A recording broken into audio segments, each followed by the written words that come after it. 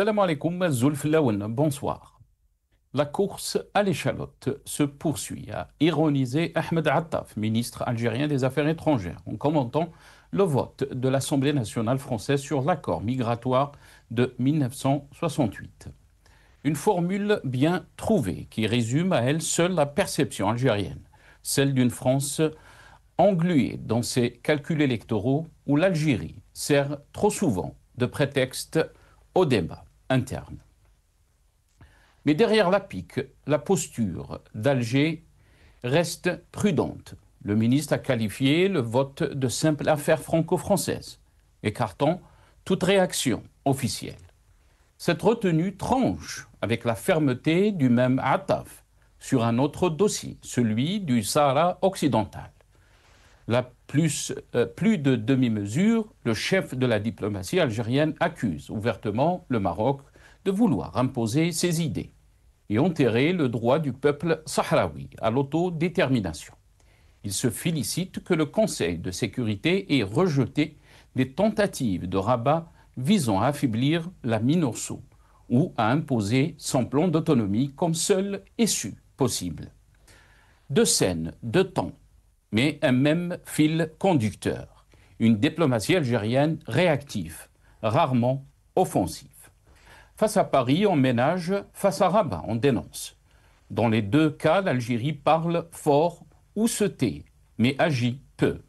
Cette gestion au coup par coup, oscillant entre la parole indignée et le silence stratégique, trahit un certain immobilisme. L'Algérie observe le monde bouger autour d'elle, sont toujours proposées d'alternatives. La course à l'échalote, cette fois, ne concerne pas que les politiciens français.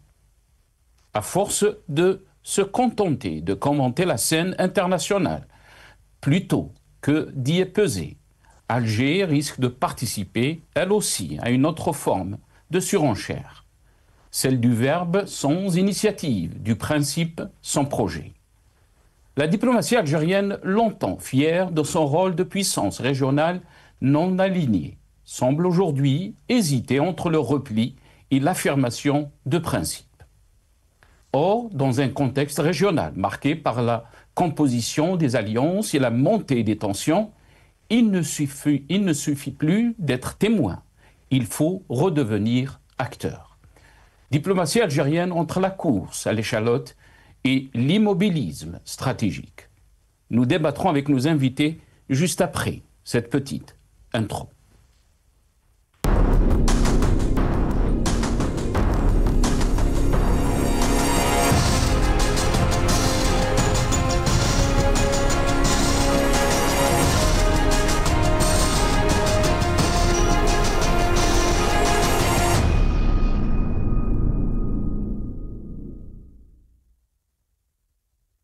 La course à l'échalote, Alger qualifie d'affaire franco-française le vote sur l'accord de 1968. C'est le titre de notre émission pour ce soir. Et pour en parler, j'ai le plaisir d'accueillir dans cette émission Lies Jubaili, économiste et militant politique. Il est avec nous depuis Paris via Skype. Lies Jubaili, bonsoir. Merci beaucoup d'avoir accepté l'invitation. Marhaba bik.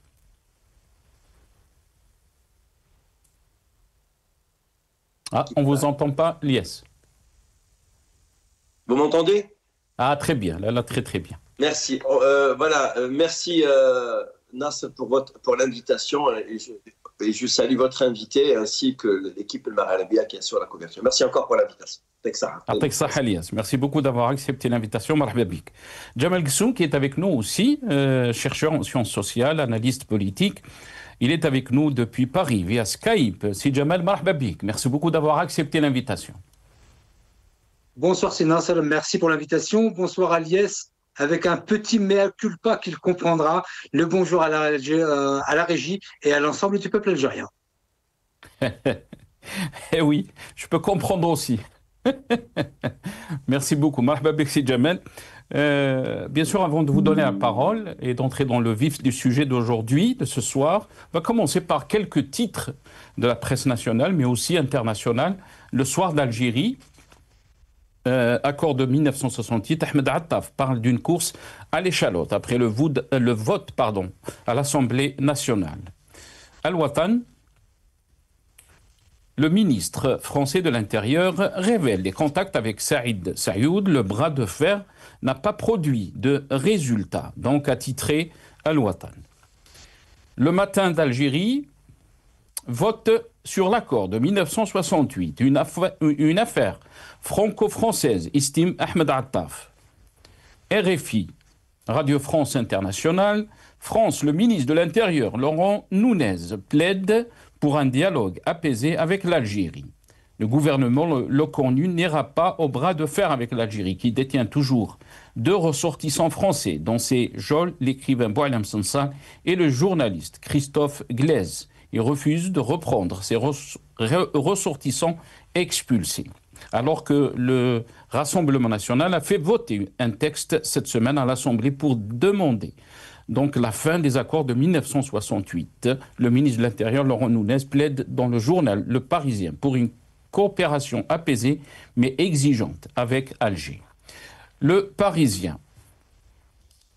Accord franco-algérien pour Alger, le vote sur le texte de 1968 est une affaire franco-française. Et on termine avec TSA, tout sur l'Algérie. Sur un autre dossier, Sahara occidental, l'Algérie était à 2 doigts de voter pour la résolution, donc à titrer, mais aussi les déclarations du ministre des Affaires étrangères algérien Ahmed Attaf. Jamal Kssoum, je vais commencer avec vous cette émission, si c'est possible. Donc, voilà, on va écouter d'abord Soundbite One, nos amis de la régie, et je reviens à vous juste après. Cette affaire est une affaire entre l'Assemblée nationale française et le gouvernement français. C'est une affaire intérieure. C'est une affaire franco-française. Elle ne nous concerne pas pour le moment. Nous, elle pourrait nous concerner si ça devient une affaire de gouvernement à gouvernement. Parce que l'accord de 68 est un accord intergouvernemental. C'est un accord international. Et le gouvernement français ne nous a rien dit à ce sujet. Et donc, sur le fond, nous ne réagissons pas dans l'attente de ce que sera le développement de cette situation au plan interne français. Quant au plan bilatéral, plan intergouvernemental, nous n'avons rien vu venir. Et nous espérons ne rien voir venir. Voilà, donc les déclarations du chef de la diplomatie algérienne, Ahmed Attaf. Qu'est-ce que vous en pensez, Jamal Kssoum, de ces déclarations? Tout d'abord, j'aimerais dire que franchement, c'est très rare, mais je salue la pertinence de l'analyse de M. Attaf. Je ne suis pas fan de M. Attaf, mais quand il dit des choses sensées, pragmatiques et pertinentes, il me faut le dire. Sur 2 aspects. Tout d'abord, sur la course à l'échalote, oui, c'est une course à l'échalote, ça c'est évident. Mais le point le plus important, c'est que lorsque le ministre des Affaires étrangères dit que c'est une affaire franco-française, il a tout à fait raison, et je vais vous en donner 2 raisons. D'abord, franco-française, parce que, comme il le dit si bien, l'accord de 68 est un accord entre gouvernements et est un accord international. Il faut aussi y voir le côté politique, diplomatique, mais surtout juridique. Et donc, tant que le gouvernement français, tant que le président Macron n'a pas pris position sur cette résolution, ça reste une affaire franco-française entre des députés français. Ensuite, si on va plus loin sur la question juridique, lorsque le ministre Attaf, et je vous dis, je ne l'apprécie pas particulièrement, mais là pour le coup, il m'a tout à fait convaincu de ses positions.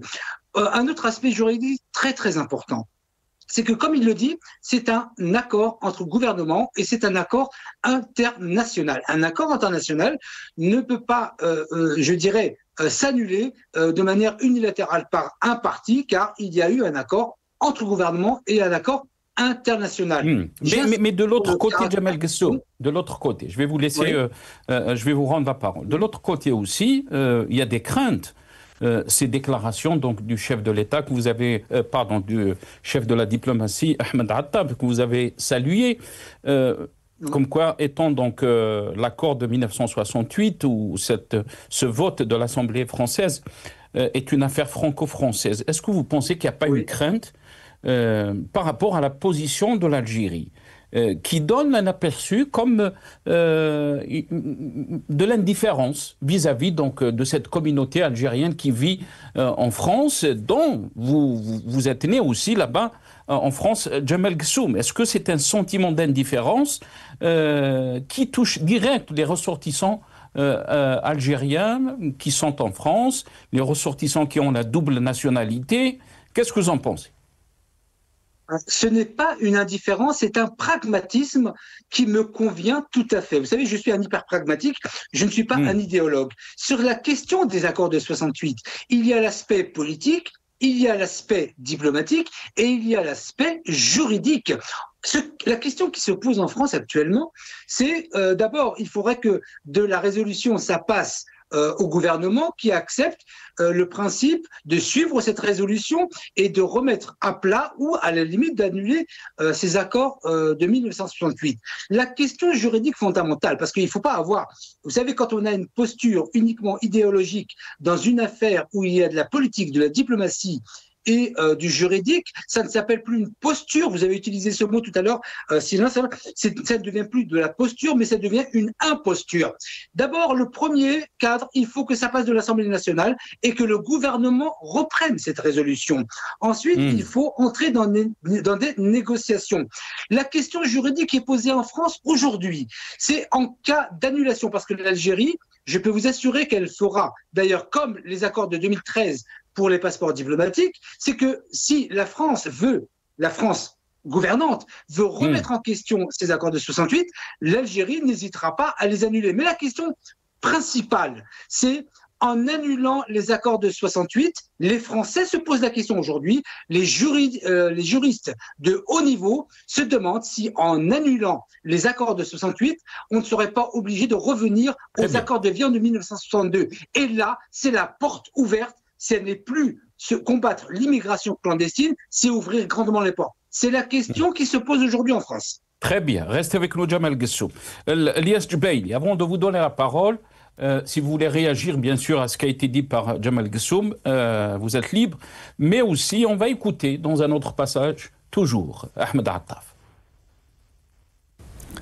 Très sincèrement, j'ai beaucoup de respect pour l'Assemblée nationale française.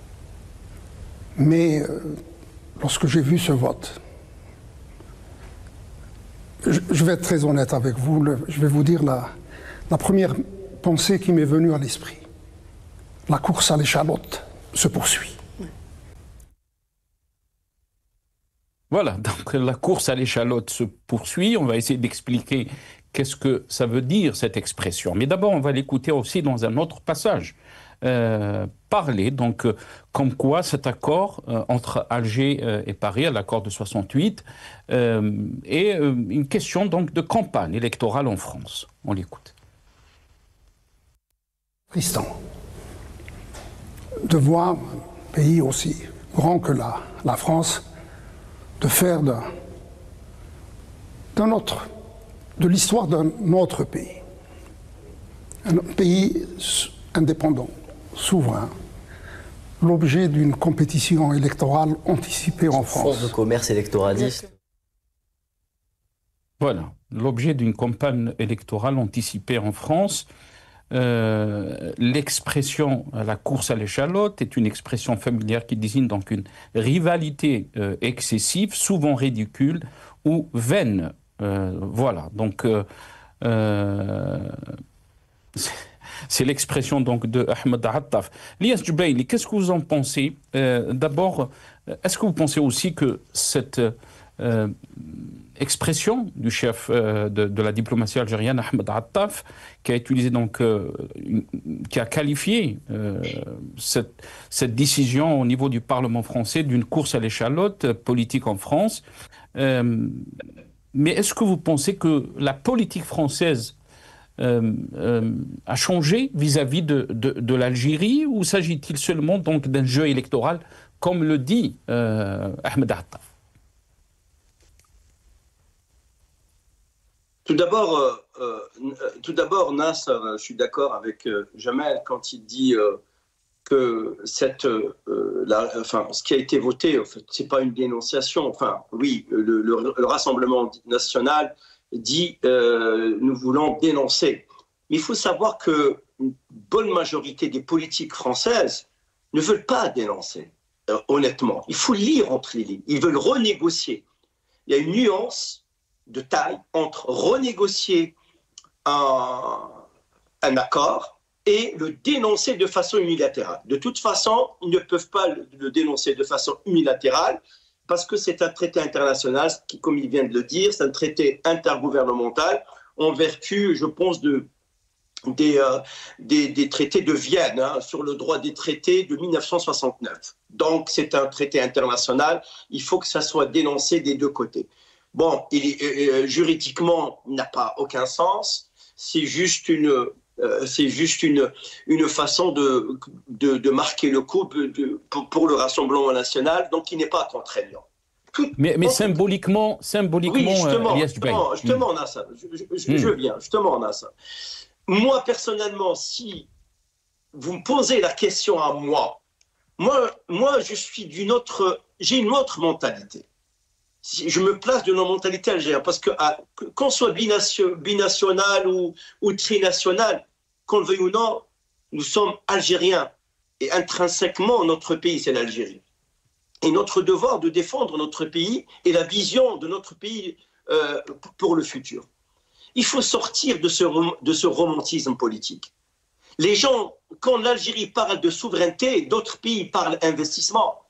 Quand l'Algérie parle de rapport de force, d'autres pays parlent conclure les contrats. Le romantisme politique ne sert plus rien.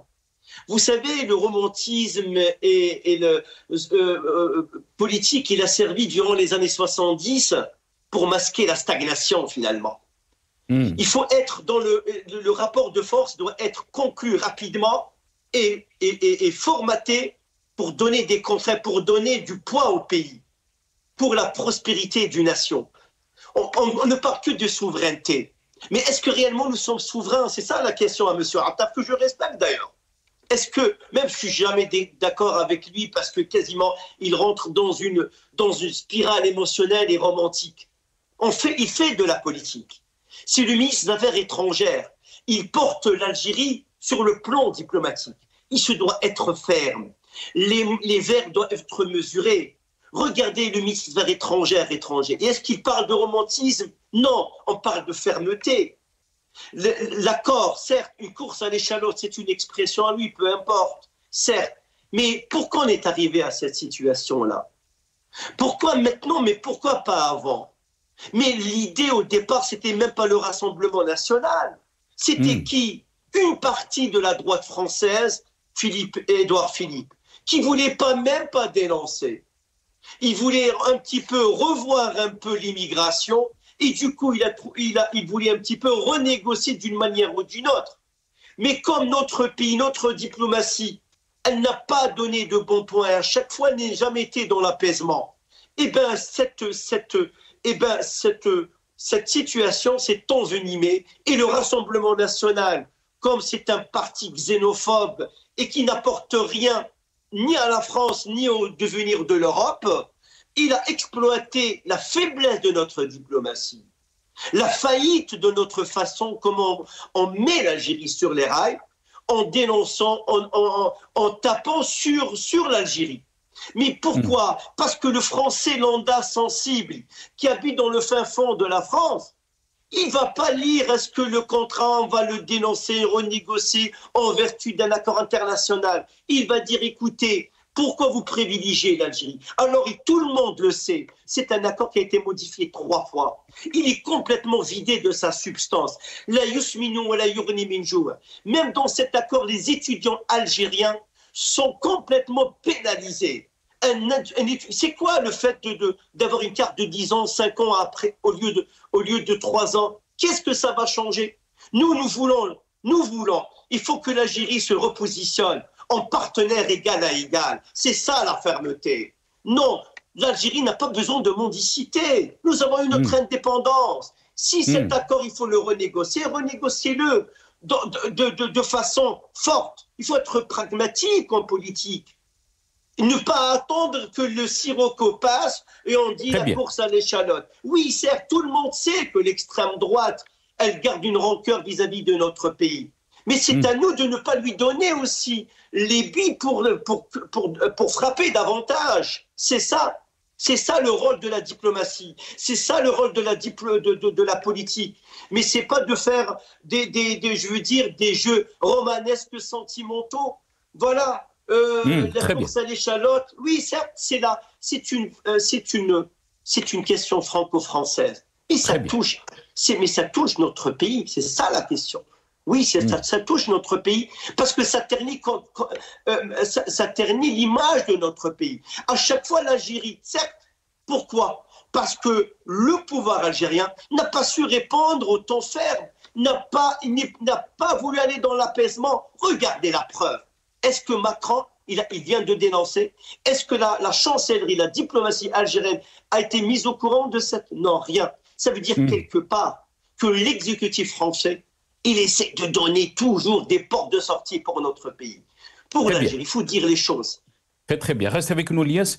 Djemal Ghssoum, la question qui a été soulevée par Lies Djebaili est très pertinente. Pourquoi on est arrivé à cette situation ? D'abord, on va, avant de vous donner la parole, on va écouter, donc regarder ce petit reportage de la NTV qui parle de la France. Est-ce que l'Algérie aurait réagi autrement, apaisé ? Est-ce qu'on aurait pu éviter donc cette escalade qu'il y a entre Alger et Paris ? Beaucoup d'observateurs posent ces questions. Mais on regarde ces images d'abord.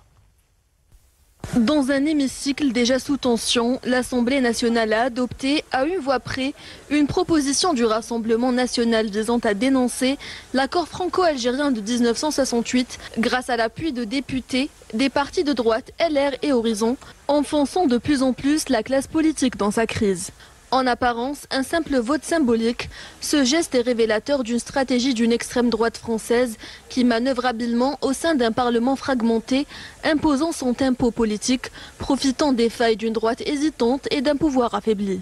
Face à un gouvernement qui peine à rassembler une majorité solide, chaque texte devient une épreuve de force et chaque débat se transforme en une lutte d'influence. Dans ce climat tendu, le fossé se creuse un peu plus chaque jour entre la sphère politique et une société en perte de confiance.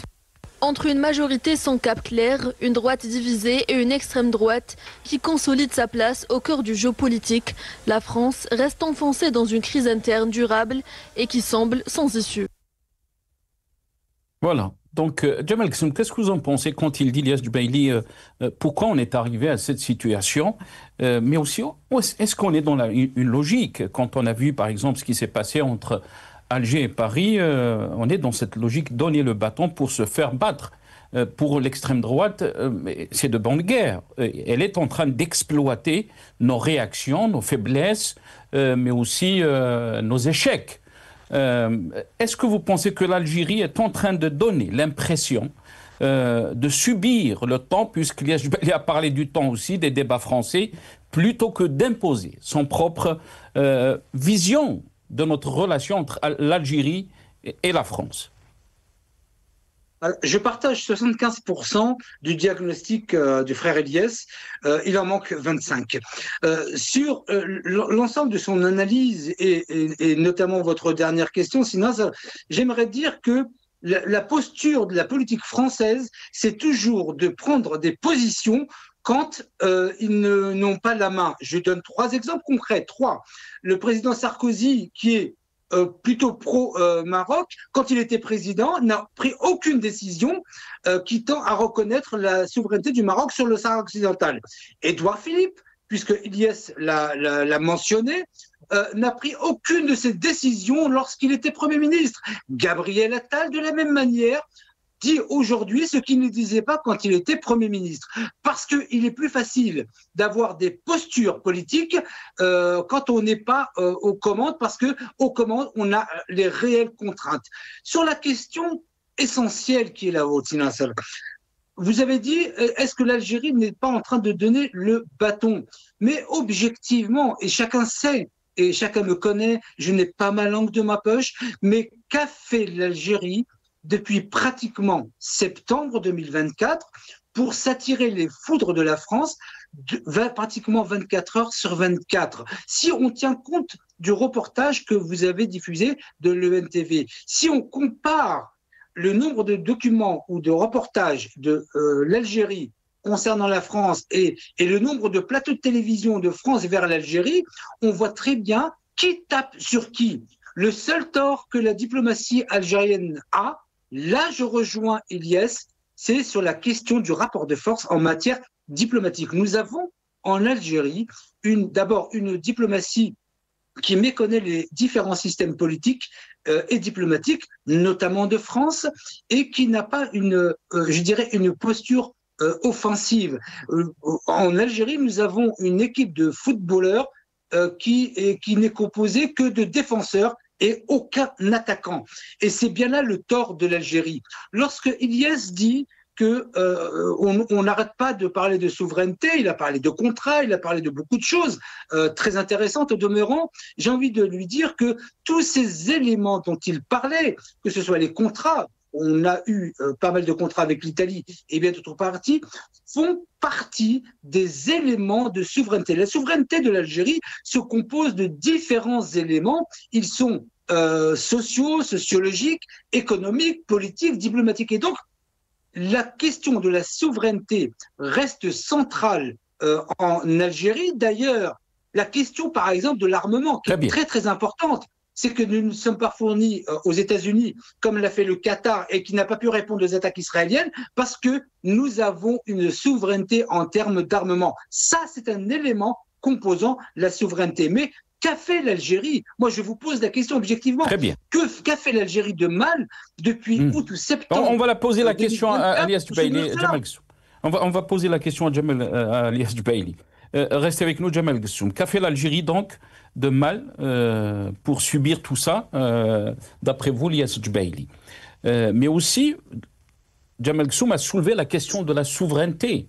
D'abord, on va voir le titre de RFI que j'ai présenté donc au début de cette émission. France, le ministre de l'Intérieur, Laurent Nunez, plaide pour un dialogue apaisé avec l'Algérie.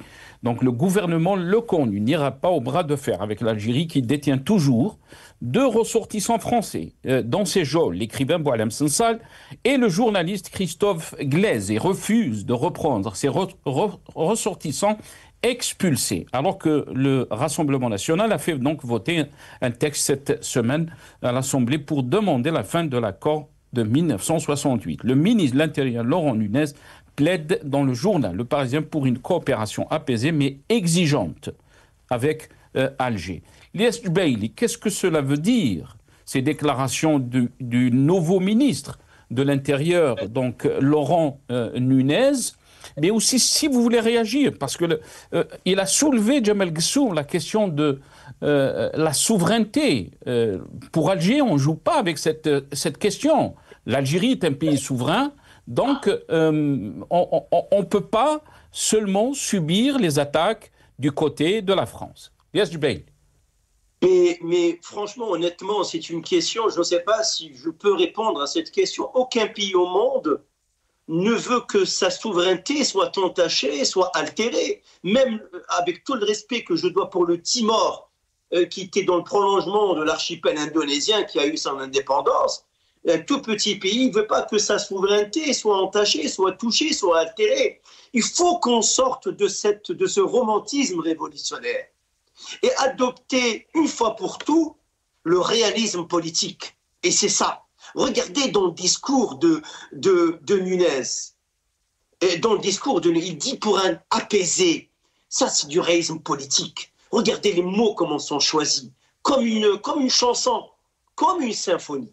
C'est-à-dire qu'il faut qu'on se dirige vers le réalisme politique. Ça, c'est très, très important. Sortons il ne faut pas transformer, même si on perd, il ne faut pas transformer nos illusions en discours. Et d'ailleurs, je ne sais pas, peut-être on va revenir sur la question du Sahara occidental. Chaque fois toutes nos illusions sont transformées au discours. Tout ça, c'est pour rassurer le peuple ou pour dire au peuple que l'Algérie, elle est debout. Certes, l'Algérie, elle est debout, mais arrêtons de mentir. Cessons de mentir. Soyons cohérents dans notre façon comment gérer ce pays. Regardez, la preuve, même j'espère, moi je souhaite en tout cas, qu'on se dirige avec la France dans l'apaisement. On ne peut pas rester comme ça. On ne peut pas rester comme ça, je veux dire, complètement isolé, même aux Nations Unies, du jamais vu dans l'histoire de notre pays. J'ai failli pleurer parce que quelque part, les grands diplomates algériens, ils étaient issus de l'école révolutionnaire. C'est des jeunes de 29 ans, 30 ans qui ont sillonné les continents à Bandung en 55. Lui qui parlait l'anglais, qui voulait faire passer le message du FLN alors que c'était celui du message de Messali El-Hajj. Tout ça, c'était juste pour pousser. C'était ça la diplomatie de très haut niveau. C'était le réalisme. On n'est pas dans l'affection, on n'est pas dans les sentiments, on n'est pas dans le sentimentalisme. Le sentimentalisme, c'est dans la petite vie, mais c'est pas dans la vraie vie politique. Donc il faut il faut il faut adopter le mode de réalisme politique. Nous sommes en train de perdre, mais à chaque défaite, nous la transformons en discours. Mais c'est ça ce que j'arrive pas à comprendre. Est-ce que vous pensez, Ilyes Jubaili, que ce vote à l'Assemblée française est un échec diplomatique pour la France, pour l'Algérie, pardon?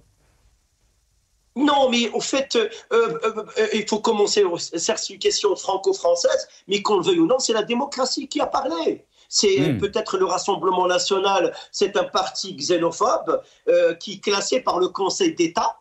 Il est classé un parti d'extrême droite par le Conseil d'État français. Donc, je peux, en tant que citoyen, dire c'est un parti d'extrême droite. Personne ne m'interdit de dire ça à partir du moment où c'est validé par le Conseil d'État. Mais il a profité de quoi? D'une niche parlementaire, parce que la majorité des députés étaient penchés pour la conception du budget date butoir. Mais vous avez soulevé vous avez dit aussi que l'image de l'Algérie était ternie.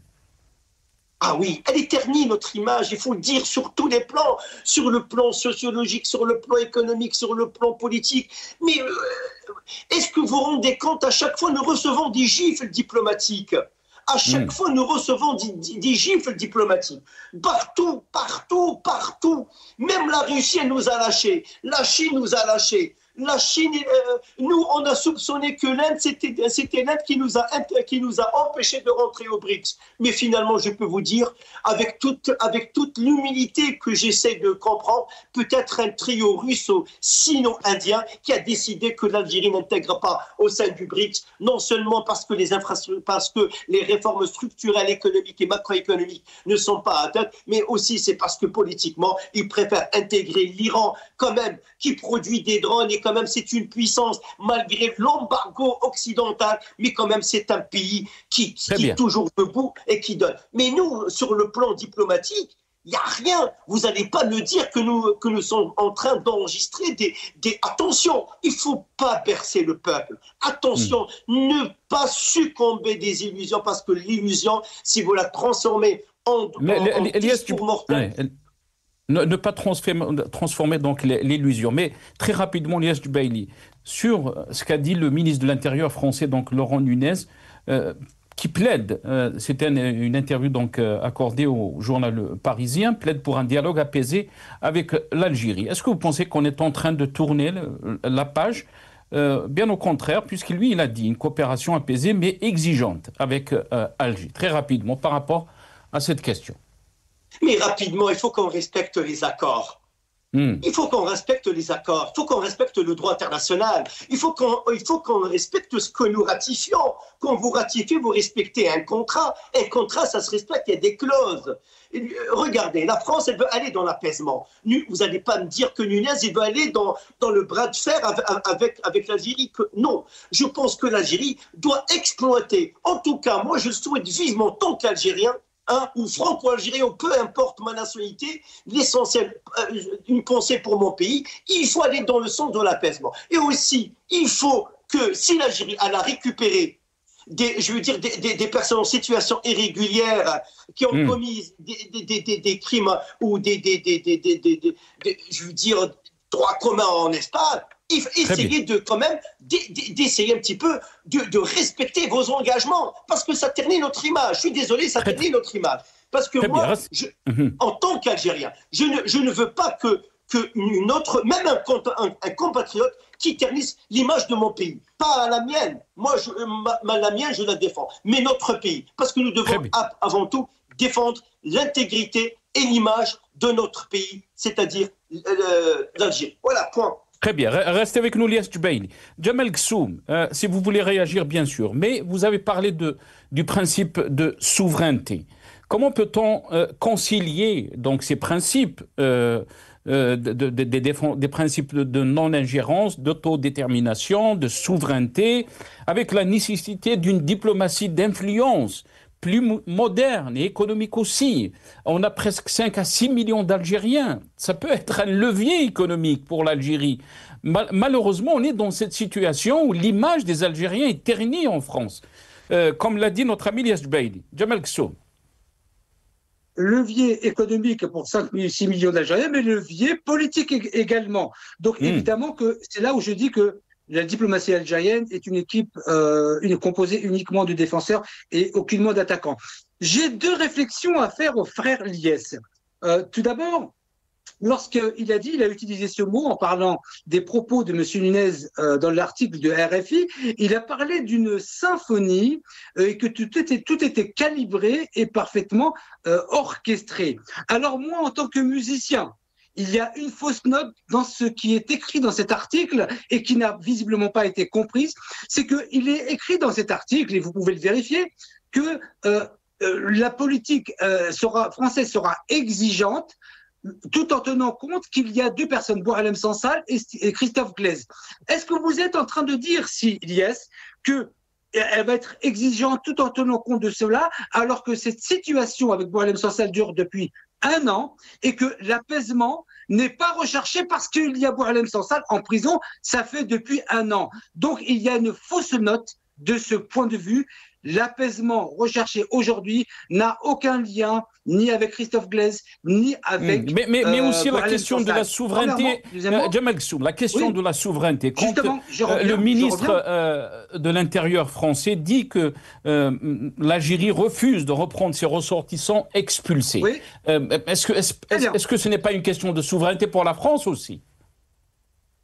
Attendez, justement, Ilyes parle il faut respecter les accords.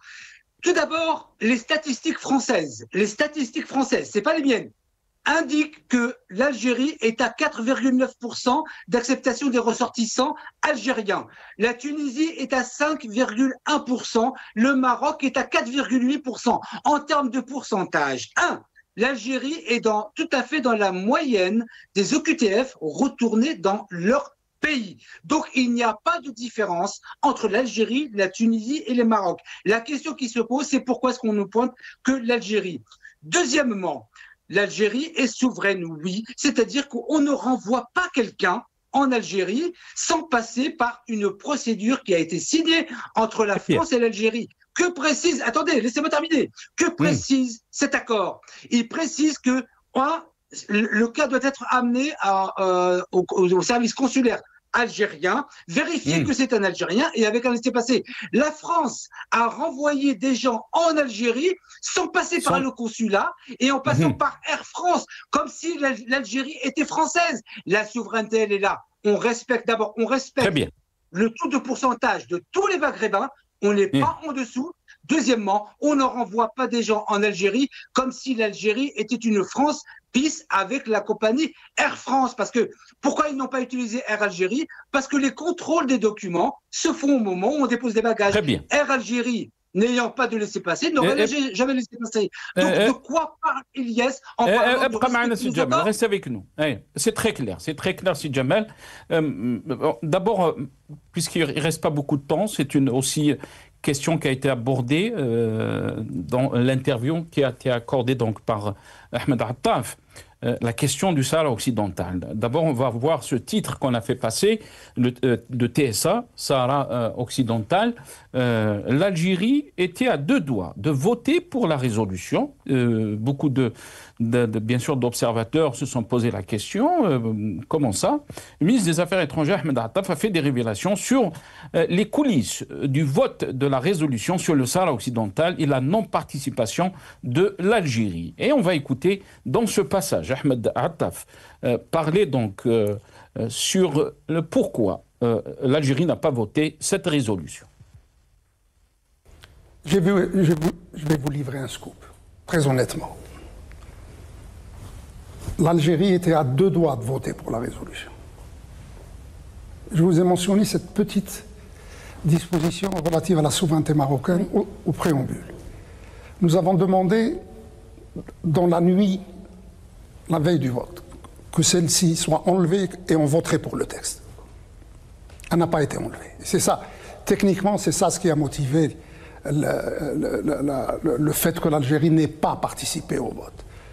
Ce n'est pas parce que les fondamentaux de la question du Sahara occidental sont préservés, on en parlera peut-être. Mais nous étions à deux doigts de voter pour la résolution. Voilà, donc Ahmed Attaf, nous étions à deux doigts pour voter, de voter pour la résolution. On va l'écouter aussi parler dans ce passage que cette résolution aussi a beaucoup de points positifs du côté d'Alger ou du côté du Sahara occidental, du peuple sahraoui. On l'écoute. Le plan d'autonomie n'est plus le cadre exclusif de règlement de la question. La résolution a ouvert le champ à d'autres idées, à d'autres plans alternatifs. Ça, c'est très, très important. Le droit à l'autodétermination a été découplé par rapport au plan d'autonomie. Il doit s'exercer conformément à la légalité internationale, conformément à la Charte des Nations Unies. Quatrième point très, très important, la MINURSO, que le Maroc voulait soit démanteler, soit transformé radicalement quant à son mandat, a vu son mandat précisément prorogé d'une année. Voilà, donc Djemal Ghessoum, très rapidement, je ne sais pas si je pense on va donner la parole à Djemal très rapidement, je vous laisserai la parole après Elias Djubaili, très rapidement, parce qu'on me dit on va y revenir sur cette question, Djemal. Et je sais que vous voulez participer à ce débat. Sur ces déclarations, l'Algérie était à deux doigts, d'après le ministre des Affaires étrangères, donc Ahmed Attaf, de voter pour la résolution. Et on est en train de présenter donc cette résolution comme un succès. Il a donc dit qu'il y a beaucoup de choses positives dans cette résolution, comme un succès diplomatique. Qu'est-ce que vous en pensez, Djemal Ghessoum? Très rapidement, les propos du ministre des Affaires étrangères ont été coupés. Vous n'avez pas diffusé la vidéo, pas au total, mais sur la partie qui concernait après la question du préambule. Le préambule indiquait la question de la souveraineté du Maroc sur le Sahara occidental, mais dans la résolution, elle n'apparaît plus. Et c'est ce que disait M. Attaf à très juste titre, mais ce passage n'est pas passé. Ensuite, la question de la diplomatie algérienne au regard de la question du Sahara occidental, c'est que, et notamment, je fais un lien avec Ilyes sur la Russie, la Chine et le Pakistan, indirectement, c'est que si ces trois pays n'ont pas posé leur veto, la Russie et la Chine, c'est pour pouvoir prolonger la mission de la MINURSO qui donne le cadre complet sur un territoire encore non autonome. Une résolution d'un pays ne s'impose pas en la sorte. Et donc, il n'y a aucun succès du Maroc sur cela. C'est une erreur d'analyse. Très bien. Il n'y a aucun succès du côté du Maroc. Dit Djemal Ghessoum, Elias Djubaili. Je vais vous donner un peu plus de temps parce que normalement je devrais revenir vers vous après Djemal Ghessoum, mais très rapidement parce qu'on a dépassé le temps de l'émission. Qu'est-ce que vous en pensez? Vous avez parlé que les échecs diplomatiques, on est en train de les présenter aux Algériens comme étant donc des succès. Est-ce que vous pensez qu'on parle d'un autre échec diplomatique et comment peut-on expliquer donc ces déclarations de Ahmed Attaf? Très rapidement, Elias Djubaili. Monsieur Ahmed Attaf, d'ailleurs, juste pour rassurer, moi je suis pour la doctrine historique de mon pays. Voilà. Est-ce que je suis d'accord ou pas? C'est discutable. Ça demande aussi un débat. Depuis 50 ans, pourquoi ceci, cela? On peut débattre sur ça. Hormis cela, je vais vous dire quelque chose. Par rapport toujours, il faut que je reste centré sur le sujet. Monsieur Attaf, il n'a pas cessé de téléphoner, il n'a pas cessé de passer des appels téléphoniques. Monsieur Tebboune, il est parti en Slovénie, disons voilà la Slovénie. Monsieur Attaf aussi, il a dit le Pakistan. Monsieur Attaf, il dit que nous sommes la Russie, que c'est notre allié. La Russie n'est plus notre allié. C'est un partenaire commercial. La Chine, c'est plus notre allié. C'est un partenaire commercial. Il nous considère juste comme un client, on achète, point barre. Nous n'avons plus d'alliés. Donc, alors, j'ai dit, sortons du romantisme révolutionnaire des années 60 et 70 parce que cette période est révolue. On ne veut plus revenir. Le temps move, on est dans une temporalité qui va un peu, qui part de façon exponentielle. Il faut revenir au réalisme politique. C'est quoi le réalisme politique? Le Maroc, Nasser, il n'avait besoin que 9 voix. 9 voix. 9 voix. Il n'avait besoin que 9 voix. Il a eu 11 voix et abstention de deux pays permanents qui ont le veto. Ils se sont soi-disant des alliés de la Russie et la Chine. Peut-être, peut-être il a raison, Monsieur Guesson. Peut-être le coup un peu politique de la Russie, c'était juste pour de ne pas mettre son veto, c'est pour prolonger je veux dire la minurson. Je suis tout à fait d'accord. Mais c'est un échec diplomatique. Avant, l'option de la marocanité sur le Sahara occidental, c'était une option. Maintenant, est une solution. C'est que avant c'était un projet marocain et maintenant il est transformé le tir en projet international. Mais pourquoi Agnès vous dites ça? Mais c'est pas moi, mais c'est l'ONU. Mais qu'on le veuille ou pas, l'ONU c'était rapport de force. Et les rapports de force, vous devez les traduire. Merci. Si vous n'arrivez pas à traduire votre rapport de force, vous faites quoi? Et prendre votre balise, il faut partir. On est dans un rapport de force. Et le Maroc, il a marqué des points, il faut dire les choses. La diplomatie marocaine, alors que le Maroc, il est moins riche que nous, mais il est arrivé à faire un maillage extraordinaire. Il faut reconnaître. Si on veut qu'on avance, il faut reconnaître. Les grands hommes et les grands États reconnaissent. Vous savez, avant de finir, Anas, Ernest Renan, peut-être il le connaît, monsieur Jamel, il doit le connaître, il dit que la France, c'est un pays de gloire et de regret. Moi aussi, je dis notre pays est un pays de gloire. La révolution de 1954, le congrès de la Soumane de 1956 et l'indépendance de 1862. Mais aussi des regrets, parce que les regrets, on n'a jamais pu construire une nation démocratique. Merci. Barakallahu fik, Elias. Elias, nos amis de la régie, donc, on dit que c'était le temps de leur rendre l'antenne. Merci beaucoup à nos invités, Elias Jubaili, économiste et militant politique. Merci à Jamel Gessoum, chercheur en sciences sociales et analyste politique. Merci à vous, chers téléspectateurs, d'avoir suivi cette émission. Yatikum saha, ou bqaw ala khair.